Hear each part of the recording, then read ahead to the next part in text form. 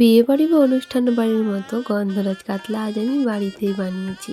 তোমরাও যদি চাও গন্ধরাজ কাতলা এরকম তৈরি করতে, তাহলে আজকের এই রেসিপিটি ট্রাই করো। তো প্রথমেই 4 পিস মাছে লবণ আর গন্ধরাজ লেবুর রস দিয়ে ভালো মতো মেখে ম্যারিনেট করে একটা সাইডে রেখে দিয়ে তৈরি করে নেব মশলা। কিছুটা আদা, রসুন, পেঁয়াজ, কাঁচা লঙ্কা গ্রাইন্ডিং করে নিয়ে সাইড করে রেখে দিলাম।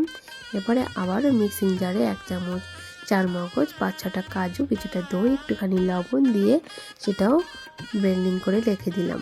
এবারে মাছটা ভেজে নেব। সর্ষের তেলে মাছগুলোকে ভালো মতো লাল লাল করে ভেজে তুলে নিলাম।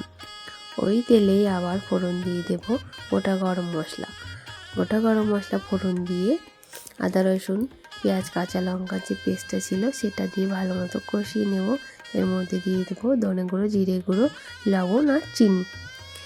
ভালো মতো তেল ছেড়ে আসলে ওর মধ্যে দই আর কাজু চারমগজের যে পেস্টটা বানিয়েছিলাম সেটা দিয়ে ভালো মতো কষিয়ে নেব।